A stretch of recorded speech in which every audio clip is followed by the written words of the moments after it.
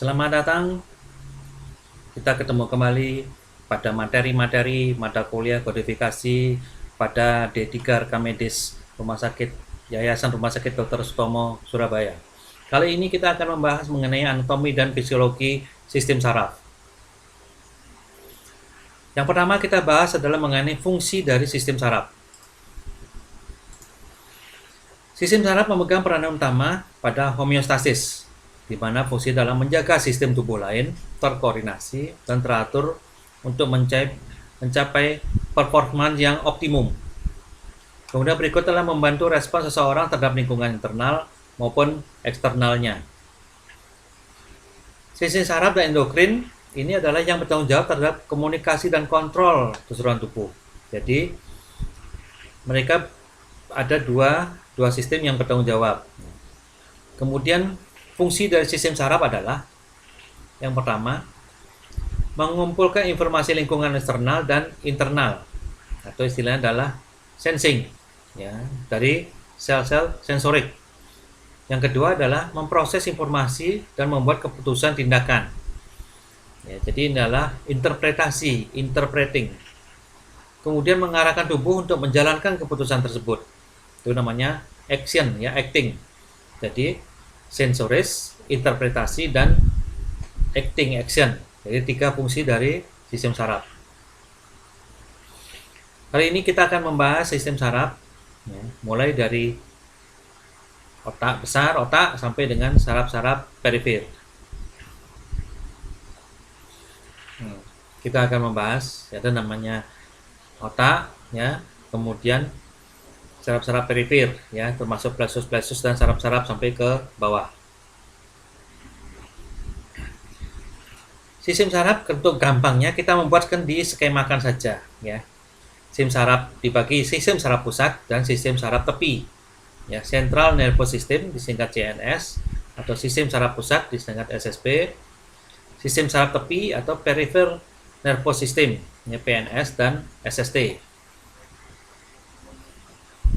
Ini pembagiannya, ya. Sistem saraf pusat terdiri dari otak dan susum tulang belakang, spinal cord, chorda spinalis.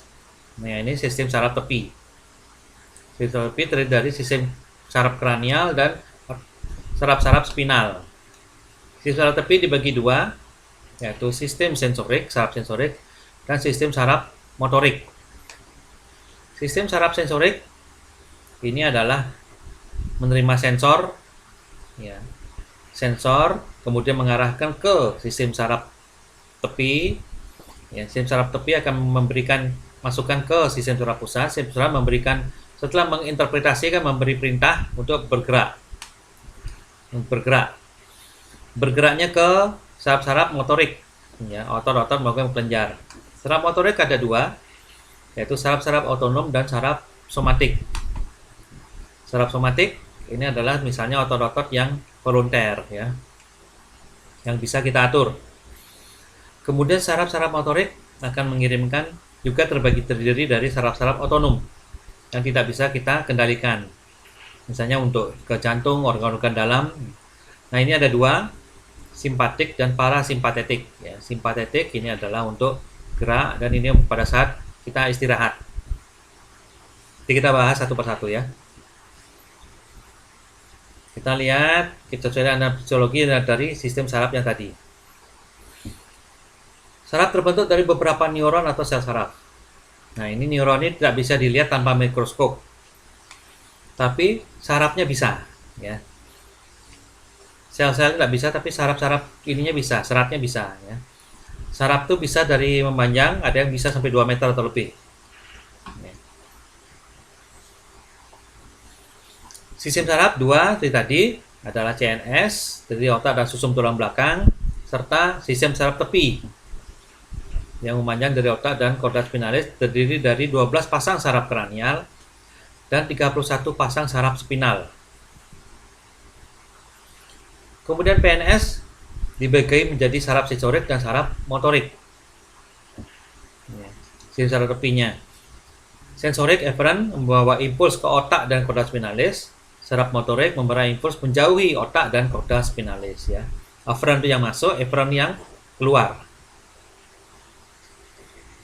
Nah, sistem saraf dibagi menjadi dua subsistem. Sistem saraf somatik yang volunter, ya, informasi dan instruksi ke kulit, ya, mengirimkan informasi ke kulit, otot dan sendi. Itu adalah sistem saraf yang volunter, somatik. Kemudian ada yang otonom.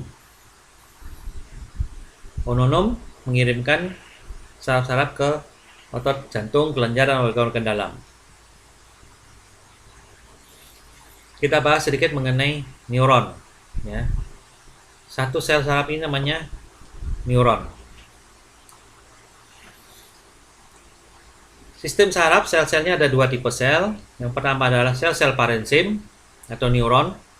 Ini yang betul-betul adalah sistemnya, ya, neuron. Jadi ini adalah neuron, ya, yang murni sel sarafnya. Kemudian ada sel-sel suportif yang membantu, itu adalah sel-sel glia, ya, sel-sel pada stroma. Parenkimnya nama neuron, stromanya adalah glia atau neuroglia. Unit dasar saraf adalah sel saraf atau neuron. Gambaran umumnya sama, meskipun beda-beda, tapi di gambaran umumnya sama. Yang pertama kita sebut ada namanya dendrit, ya. Kita mulai dari awal penerimaan saraf, itu namanya dendrit. Menerima impuls saraf atau potensial aksi dari beberapa stimulus. Ya, ini adalah yang menerima impuls. Itu dendrit. Berikutnya dari dendrit memasuki badan sel. Memasuki badan sel adalah pusat kontrol, ya, badan sel. Nah, ini di sini ada nukleus dan sitoplasmanya. Ya. Kemudian dari badan sel bergerak ke sepanjang akson. Akson prosesi panjang, ya, membawa impuls saraf ke neuron. Nanti dia akan bergerak, akson ini mengalirkan yang terima dari dendrit tadi ke saraf berikutnya. Akson saraf berikutnya menjadi akson terminalis, di ujung dia akan bertemu dengan dendrit sel berikutnya, ya. Ujung akson, ya, akson-akson terminal namanya, ya, serat-serat terminal ini. Nah, di sini ada namanya neurotransmitter, ya, neurotransmitter. Ini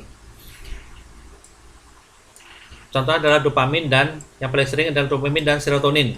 Untuk gerak volunter itu dopamin yang dikeluarkan, untuk mood, tidur, selera makan adalah serotonin. Jadi pada saat kita membahas mengenai gangguan jiwa, ini fungsi dari dopamin dan serotoninnya akan sangat besar. Nah, ini ringkasannya. Dari dendrit akan menerima dendrit, ya, saraf masuk ke badan sel, ya, kemudian impulsnya dikirimkan melalui akson.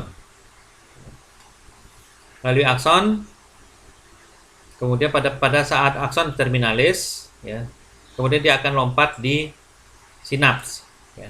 Ini sinaps. Nah, di sinaps ini antara dendrit dari saraf berikutnya, ya, dendrit itu punyanya ini, ya. Sedangkan ini akson terminalis punyanya saraf yang dari sini, ya. Saraf di sini. Nah, di sini ada namanya neurotransmitter yang dilepaskan. Ini reseptor. Jadi tidak seperti sistem listrik biasa, ya. Listrik kita itu kan kalau ini ingin berhubungan dia harus nempel. Di sini enggak, ada celah. Ada celah sehingga ini akan lompat. Jadi impuls ini akan diterjemahkan menjadi neurotransmitter, kemudian lompat di sini dari neurotransmitter, kemudian terjemahkan menjadi listrik lagi, ya, aliran listrik. Ini akan lebih cepat daripada dia harus nempel dulu, ya. Ini akan lebih cepat penjalarannya. Kemudian akson-akson dibungkus oleh myelin. Sebagian akson oleh myelin yang dibuat oleh sel Schwann, ya. Rata-rata buat sel Schwann, tapi di otak akan sel Schwann-nya berubah sedikit, ya, sehingga saraf itu akan bentuknya seperti putih, agak keputihan. Kalau dia tidak ada myelin, dia akan berwarna abu-abu. Jadi kita melihat saraf-saraf itu warnanya putih karena ada myelinnya. Nah, di luar dari sel swan namanya neurulema. Ini bagian luar, paling luar dari saraf ya. Ini tadi sebut rongga antara akson terminal dengan dendrit sebelahnya adalah namanya sinap.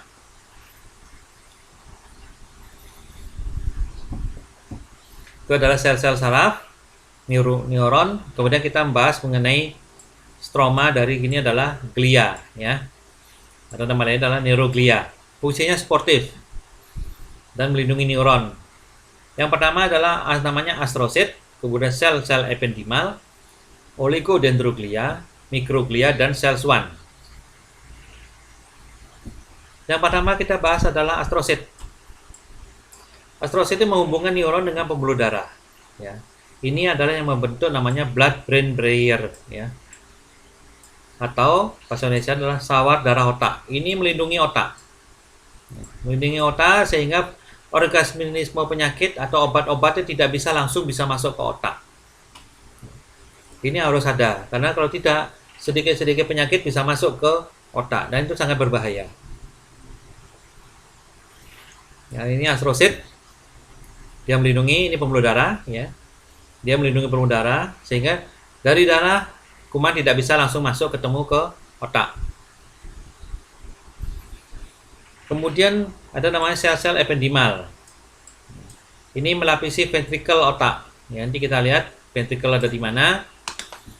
Dia ini adalah memproduksi cairan cerebrospinal ya, yang disebut dengan cairan otak itu adalah diproduksi oleh sel-sel ependimal. Ya, sel-sel ependimal. Kemudian ada namanya oligodendroglia. Ini adalah membungkus akson di sistem saraf pusat. Ini membentuk selubung mielinnya, ya, oligodendroglia. Sedangkan di saraf tepi yang membentuk mielin adalah sel-sel swan. Jadi dia membungkus otak ya. Nah, dia membentuk mielinnya. Kemudian berikut adalah mikroglia. Ya, mikroglia ini adalah sel-sel yang bergerak aktif, menghancurkan dan memakan organisme infeksi. Ya, dia itu aktif bergerak. Ya, aktif bergerak mikroglia. Jadi bergerak seperti amuba, ya, bisa keluar dari sel untuk memakan dari bakteri-bakteri yang ada. Kemudian sel swan. Ya. Sel swan ini bentuk mielin dari sistem saraf pusat. Kalau sistem saraf tepi, sistem saraf pusat dibentuk oleh sel oligodendroglia, ya. Sel swan, ya. Intinya kemudian dia akan membungkus saraf-saraf, ya. Yang biru-biru abu-abu ini akan dibungkus sehingga kelihatan dia akan menjadi putih. Itu adalah standar dasar dari saraf. Sekarang kita melihat sistem saraf pusat, ya, yang terdiri dari otak dan sumsum tulang belakang. Kita mulai otak, atau nama lain adalah encephalon. Ya. Dibagi 4 bagian: cerebrum, otak besar, atau kemudian diencephalon, batang otak, dan otak kecil. Ya. Ini pembagiannya, ya, otak itu, jadi otak-otak besar, otak kecil, diencephalon, kemudian ada batang otak, ya. Cerebrum, kemudian diencephalon,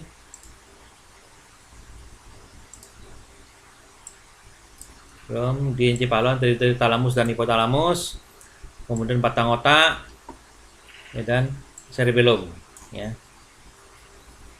Kemudian baru lanjut ke chorda spinalis, ya, sumsum tulang belakang. Cerebrum, ya, otak besar, ada 2 bagian, kanan dan kiri. Itu namanya disebut dengan hemisfer, ya. Hemisfer. Ini berpikir, reasoning, dan memori ada di sini di otak besar, ya. Kemudian otak besar ditutupi oleh materi abu-abu yang disebut dengan korteks. Ini yang paling penting, ya, korteks cerebri. Kemudian korteks cerebri itu ada yang masuk dan ada yang keluar, ya. Yang agak masuk ke dalam itu namanya sulci atau sulcus, dan yang timbul namanya giri atau gyrus. Cerebrum kemudian dibagi menjadi beberapa lobus, ya, dengan fungsinya sendiri-sendiri. Ya, jadi yang masuk ke dalam ini namanya sulcus, yang nonjol-nonjol namanya gyrus. Ya. Ini terdiri dari beberapa lobus. Yang pertama lobus frontalis, fungsi untuk bicara. Fungsinya bicara, kemudian ada motorik mengontrol gerakan volunter. Ya, motorik. Terutama bicara dan motorik. Lobus temporalis itu adalah yang di temporal, ya, di samping. Itu frontalis di depan, ini temporal, ya, untuk pendengaran dan penciuman, ya, temporal. Lobus parietalis, ya, yang di atas ini untuk perabaan dan pengecapan. Kemudian lobus occipitalis, ya, occipitalis belakang untuk penglihatan, ya, terutama penglihatan. Kemudian ada lobus kecil namanya lobus insularis di bawah lobus frontalis dan temporalis, ya. Ini empati, serta interseptif dan kognisi. Ini adalah islands of rail, ya, sinonimnya. Ya, island of rail itu ada di bawah sini, ya, antara lobus frontalis dan lobus temporalis di dalam. Lobus frontalis, lobus parietalis, ya, kemudian lobus temporalis dan lobus occipitalis, ya, ada 4. Kemudian di bawahnya ada namanya diencephalon. Ini unsur pentingnya dari sana adalah talamus dan hipotalamus, ya. Talamus ini sebagai relay komunikasi, ya, relay informasi dari sensorik, kecuali penciuman, ya, penciumannya langsung. Jadi semua sensorik akan masuk ke informasi-informasi masuk ke talamus dulu. Dari talamus baru dia akan disebarkan, ya, disebarkan ke otak yang lain. Ini terutama nyeri, temperatur dan perabaan. Itu baru dikirimkan ke informasi ini ke tempat yang lain. Kemudian di bawah dari talamus ada namanya batang otak. Yang batang otak terdiri dari midbrain, pons, dan medulla oblongata. Nah, midbrainnya menghubungkan pons dan cerebellum, ya, dengan hemisfer namanya midbrain. Ini adalah fungsi refleks, ya, terutama mata dan gerakan kepala. Dari respon penglihatan dan pendengaran, jadi kita sedikit melihat atau mendengar ada sesuatu yang lewat di kepala kita, kita otomatis akan menghindar. Itu adalah fungsi dari midbrain terutama. Kemudian ada pons. Pons di bawah midbrain sama medulla oblongata namanya pons. Ini adalah pusat pneumotaksik, ya, dan apinostik. Jadi ini berfungsi mengatur respirasi. Kalau respirasi kita menurun terlalu jauh, ini akan meningkat, ya, akan mempengaruhi pons untuk memacu pernapasan kembali. Kemudian medulla oblongata. Ini mengatur denyut jantung, tekanan darah dan pernapasan, ya. Medulla oblongata ini pusat jantung, tekanan darah dan pernapasan. Berikutnya di belakang daripada itu, di belakang dari batang otak ada namanya cerebellum. Di bawah lokasinya di bawah lobus occipitalis, ya. Ini adalah koordinasi gerakan volunter tapi involunter pada fungsinya. Misalnya berjalan. Berjalan itu adalah gerakan volunter. Berjalan itu kita atur. Tetapi otomatis akan ada pengaturan terhadap otot dan bagian tubuh yang lain untuk bergerak. Itu adalah involunter, ya. Jadi keseimbangan kita pada saat berjalan itu diatur oleh cerebellum.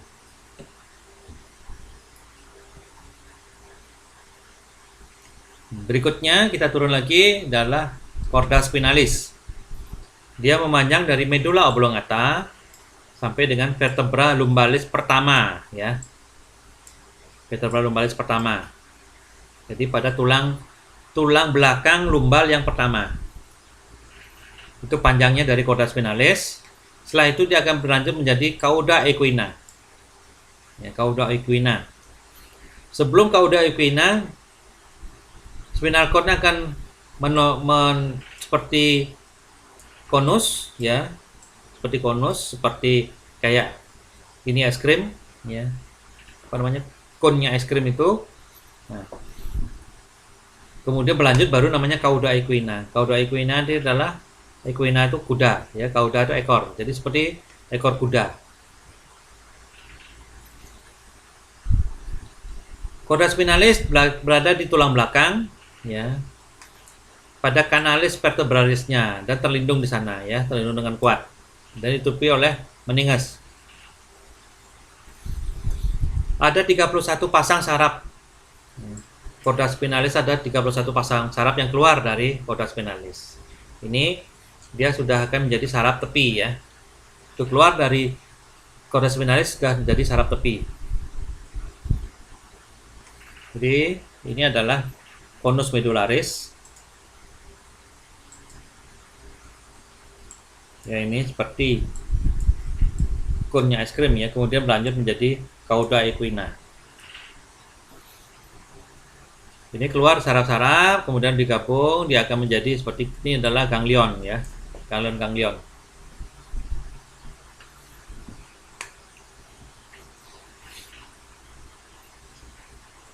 Conus medullaris dan cauda equina, ya, sini cauda equina dan conus medullaris. Kemudian perhatikan, ini adalah tulangnya, ya, jadi tulangnya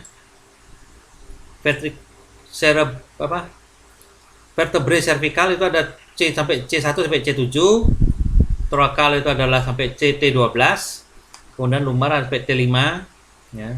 Sacrum ini adalah tulang-tulang yang menyatu, jumlahnya 5, dan ada coccygeus, ya, tulang ekor.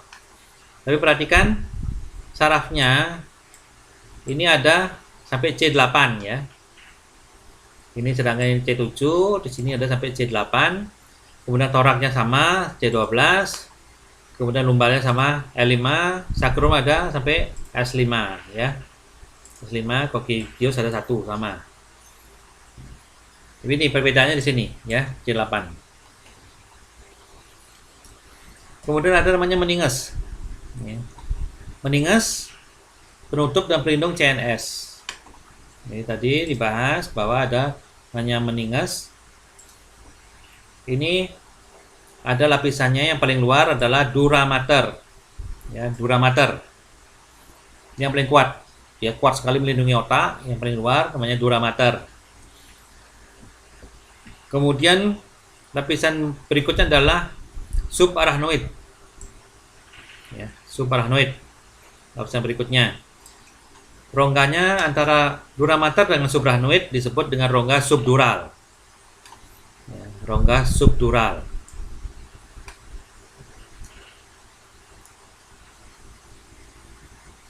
Kemudian, ya, ini membran arachnoid, ya, disebut arachnoid karena bentuknya seperti sarang laba-laba, tipis seperti sarang laba-laba arachnoid, ya.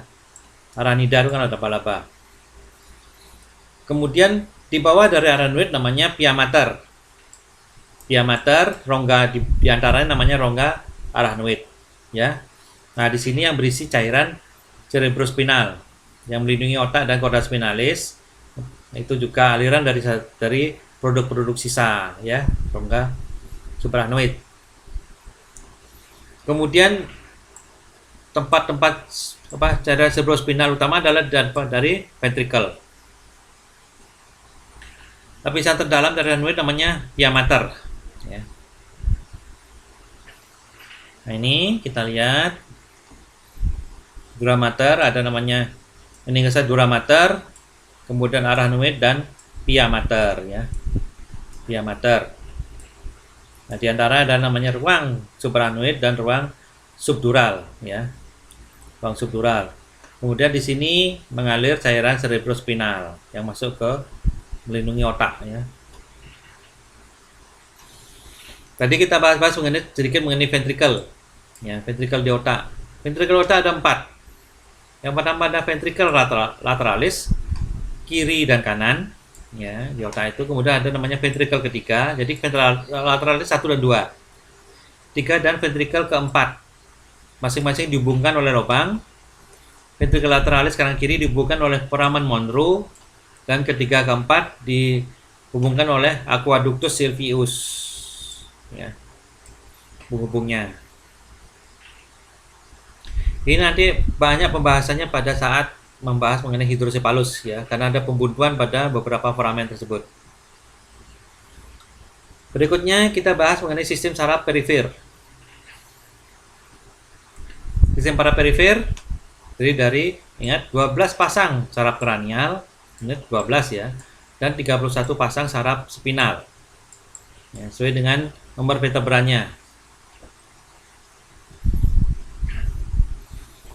Saraf perifer kombinasi antara saraf sensorik yang afferent dan saraf motorik yang efferent, ya. Ingat, afferent ini adalah mengirim sensor ke otak, efferent adalah mengirim perintah dari otak ke otot, ya. Motorik ada yang volunter dan ada yang involunter. Ingat ya, sensoriknya. Motoriknya ada yang volunter dan ada yang involunter, bisa diatur sama yang tidak sadar, ya. Kemudian saraf otonom adalah fungsi yang volunter pada jantung atau polos, adalah saraf-saraf yang otonom, yang involunter. Saraf otonom dibagi menjadi saraf simpatik dan parasimpatik, ya, yang saling berlawanan. Kita lihat, saraf simpatik adalah untuk respon flight or flight, ya, fight bertempur atau flight lari. Ini membantu kita menghadapi stres.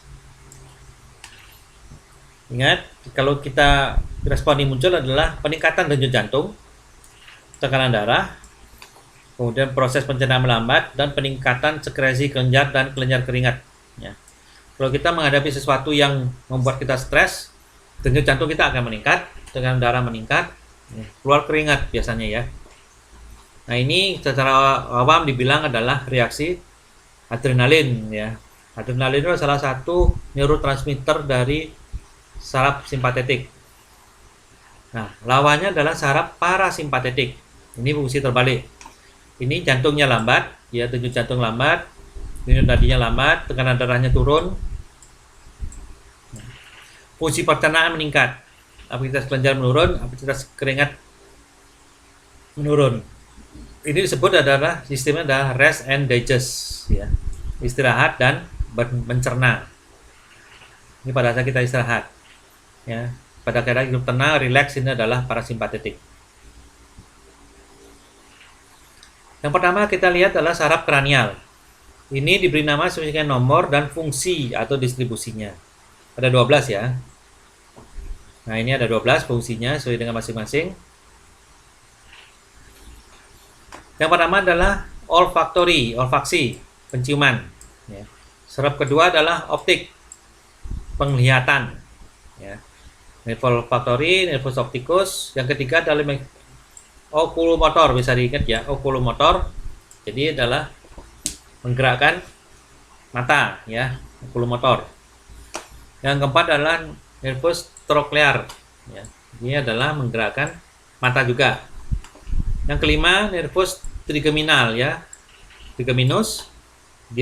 Karena dia dibagi 3 untuk muka, ya. Jadi di dahi, kemudian mata sama hidung itu nervus 1, nervus 2 itu di maksila, nervus maxillaris. Ya, kemudian yang ketiga adalah nervus ini mandibularis, ya, di bawah. Nervus ke-6 adalah abdusen, ya. Abdusen ini adalah otot-otot mata untuk menggerakkan bola mata melirik, ya, melirik ke atas atau ke bawah, ya, memutar mata. Nervus 7 adalah nervus facialis untuk wajah, ya, terutama untuk wajah dan nanti kelenjar, ya, kelenjar submaxilla, submandibula, ya. Nervus ke-8 adalah nervus vestibulocochlear, nervus 8 untuk telinga, pendengaran dan keseimbangan. Nervus 9 adalah nervus glosopharyngeal, ya, gloso itu lidah, pharyngeal itu paring. Jadi berpengaruh pada lidah dan paring, ya. Nervus 10 adalah nervus vagus, Ya, ini bagus untuk mensarapi organ-organ dalam, ya, jantung, paru-paru, lambung, ya, hati dan usus. Nepos 11 adalah nepos aksesorius. Ya, nepos aksesorius ini untuk bahu dan leher, ya, otot-otot bahu dan otot leher. Kemudian berikutnya adalah nepos hipoglossus. Ya, nepos 12 nepos hipoglossus, hipo adanya bawah. Jadi ini bawah lidah, ya. Nepos bawah lidah. Ini tolong diingat, ya, tempat-tempatnya, fungsinya, dan nanti kita bisa lihat, kalau kita ingat ini, kita bisa memberikan nanti nomor pada ICD 10-nya. Ini kalau kita lihat asal sensoris dan motoriknya, ya, efek motorik dan sensorisnya. Kalau olfaktorius itu dari penciuman, ya, epitel olfaktorius dari hidung. Olfaktorius tidak ada motorik. Optikus dari retina, ya, ini juga tidak ada motoriknya, dia hanya khusus sensorik. Kemudian nepos 3 okulomotorius, ini sensoris dari otot-otot bola mata, ya, proprioseptor dari otot. Ini untuk gerakan bola mata, ukuran lensa, dan kontriksi dari pupil. Ya, ini adalah fungsi dari nepos 3. Nepos 4 trochlearis, ini juga dari proprioseptor otot-otot bola mata, dan motoriknya adalah untuk gerakan bola mata. Ya, sama dengan nepos 6, ya. Nepos 6, nepos 3, nepos 4 itu adalah untuk gerakan bola mata. Nepos 3 tambah dengan lensa dan pupil. Nepos 5 trigeminus, sensorisnya dari gigi dan kulit wajah. Ini adalah beberapa otot untuk mengunyah, ya, motoriknya. Bisa. Kulit wajah sensorisnya dari nepos 5, kemudian untuk otot mengunyah dari nepos 5 juga, ya, misalnya masseter, ya, untuk mengunyah. Sehingga sering kelainan pada wajah, misalnya neuroglia trigeminus, ya. Jadi setelah saraf kena contohnya adalah pada herpes zoster pada wajah, ini sering keliru dikira sakit gigi, yang nyerinya mirip. Dikira sakit gigi padahal dia adalah kena di kulit wajahnya. Nepos 7 facialis, sensorisnya adalah kuncup pengecap bagian depan lidah. Bagian depan lidah, jadi untuk lidah apa? Manis, ya. Ini facialis. Kemudian ini adalah untuk otot-otot ekspresi wajah, ya. Ekspresi wajah, kemudian kelenjar submaxillaris dan sublingualis, kelenjar salivanya. Ekspresinya adalah nervus ke-7, ya. Sedangkan sensorisnya adalah nervus ke-5. Nervus ke-5 ada sensorisnya, sedangkan wajahnya ekspresi adalah nervus ke-7. Sehingga kalau ada kelumpuhan pada nervus ke-7 akan terjadi otot wajahnya akan lumpuh, ya, namanya Bell palsy, nanti kita lihat. Nervus ke-8 adalah auditorius, ya, vestibulocochlearis murni sensoris. Yang pertama adalah cabang vestibular dan ada cabang cochlear, ya. Cabang vestibular adalah untuk kanalis dan circularis untuk keseimbangan dan rotasi, sedangkan cabang cochlear adalah untuk pendengaran. Nepos 9 glossopharyngeus, sensorisnya ada di kuncup pengecap pada belakang lidah dan dinding faring, ya, terutama untuk pahit, ya. Ini juga kelenjar saliva dari parotis dan kemudian otot-otot faring untuk menelan. Nepos 10 dan nepos vagus, ujung saraf organ dalam, paru-paru, lambung, aorta. Ya, sensorisnya, motoriknya juga dari untuk jantung, lambung, ya, usus halus, isofagus dan organ-organ lain. Ini untuk parasimpatis, ya. Dia bisa mengaturnya di sini. Jadi pengaruhi oleh nervus vagus. Nervus 11 adalah aksesorius, untuk sensoris dari otot-otot bahu, kemudian dia akan menggerakkan otot leher dan bahu. Hipoglossus, sensoris dari otot lidah, dan juga dia akan menggerakkan otot-otot lidah, ya, karena hipoglossus artinya saraf-saraf berasal dari bawah lidah, ya. Nah, kemudian ini adalah kita lihat sedikit persamaan-persamaan yang ada di ICD. Ya. Nervus pertama adalah nervus olfaktorius. Ya. Kalau disebutkan di sana adalah namanya bulbus olfactory kelainannya. Pada bulbus olfactory itu sama ya, nomornya sama dengan nervus olfactorius. Kemudian kalau ada kelainan pada chiasma opticum itu adalah percabangan ya, di mana otot-otot dari saraf optikus serta menyerang. Jadi ini mata ya, kalau ada mata, kemudian saraf ya, dia akan ada nyebrang ya, jadi ada saraf yang nyebrang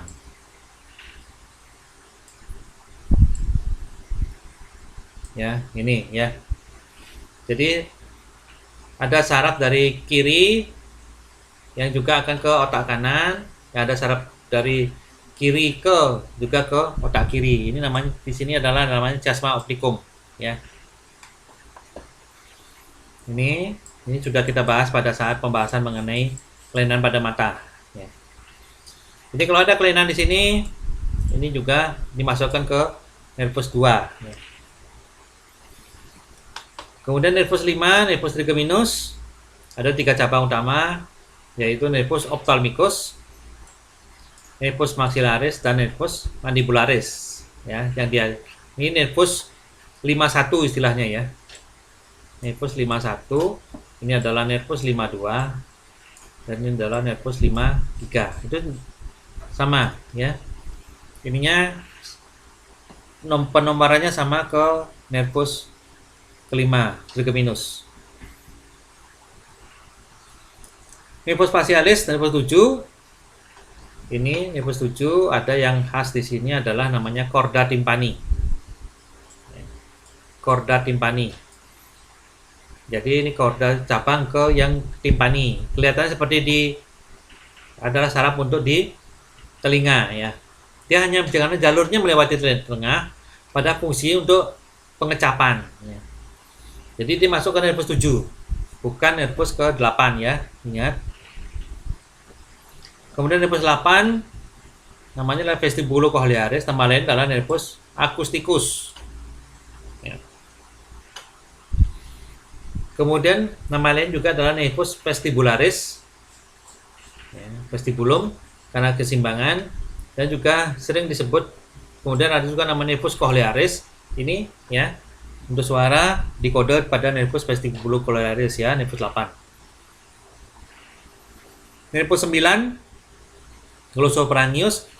Kalau ada kelainan pada sinus karotid, nervus sinus karotid sama nervus tympanicus masuk ke nervus 9 ya. Sama tadi ini ya, ingat ya, bedakan nervus tympanicus sama tadi chorda tympani. Chorda tympani ke nervus 7, nervus tympanicus masuk ke nervus 9. Nervus 10 banyak cabang-cabangnya ya, ada trunkus vagus anterior posterior, kemudian nervus laryngeus superior, nervus laryngeus recurrent ya. Untuk yang pita suara, ini penting ya, pita suara nanti akan lihat pada saat kelainan-kelainan pada pada tiroid. Kalau ada operasi tiroid bisa mengenai nervus laryngeus inferior ini adalah cabang dari nervus vagus. Ya, jadi kalau ada kelainan misalnya pada saat operasi, kemudian pasiennya pita suaranya rusak, disuruh mencari kelainan pada nervus recurrent inferior, cari ya. Nyarinya di nervus, kelainannya ada di nervus vagus. Kemudian saraf spinal. Ya. Saraf spinal ada 31. Beberapa saraf akan bergabung menjadi plexus. Plexus misalnya plexus cervicalis, servus brachialis ya, ada nama plexus yang bergabung dulu sebelum memecah menjadi saraf-saraf kecil. Kumpulan badan selnya disebut dengan ganglion ya, atau ganglia. Saraf ini bisa sensorik, bisa muskuler ya, bisa motorik. Nah, yang sensorik ini biasanya namanya saraf-saraf kutaneus. Itu ada pemetaan. Jadi di kulit ini bisa dipetakan bagian mana yang disarapi oleh saraf-saraf tersebut. Itu disebut dengan dermatom. Ya, ini kulit suplai oleh saraf spinal aferen tunggal. Ini untuk pemetaan tubuh ya. Jadi dia kena bagaimana ini bisa terlihat kalau pada saat sakit ya, misalnya pada saat herpes zoster terutama akan kelihatan bagian saraf dermatomnya itu. Kemudian kalau motorik itu namanya miotom. Ya, miotom. Jadi area otot yang disuplai oleh saraf spinal tunggal. Jadi otot mana yang disarapi oleh saraf tersebut bisa dilihat nanti. Nah, ini adalah dermatom. Ini area kulit. Ya. Misalnya ini adalah orang yang kena herpes zoster. Ya, herpes zoster. Nah, kalau kita lihat ini kira-kira kan ada di T3 ya. T3 atau T3 atau T2 bisa kelihatan. T3. Ini bahwa dia tidak akan ini satu garis ya, satu dermatom namanya. Dia tidak akan melihat ke lain. Kalau di tempat lain artinya ada dua dermatom yang terkena. Kalau ada miotom, ini adalah ototnya. Masing-masing otot akan dipengaruhi oleh saraf-saraf tertentu. Ya kemana saraf-sarap ini? Misalnya ini paling ujung ada nervus radialis, nervus medialis, nervus ulnaris. Ini cabang dari saraf mana itu ada ya. Ada aturannya. Kemudian dari plexus keluar dari sini plexus brachialis akan pecah-pecah menjadi nervus-nervus kecil-kecil tersebut. Oke, sekian pembahasan mengenai anatomi dan fisiologi sistem saraf. Nanti pada saat pertemuan kita bisa mengajukan pertanyaan. Pertanyaan juga bisa diajukan lewat Google Classroom atau pada chat di bawah. Terima kasih atas perhatiannya. Sampai ketemu lagi. Semoga bisa diterima dan selamat belajar.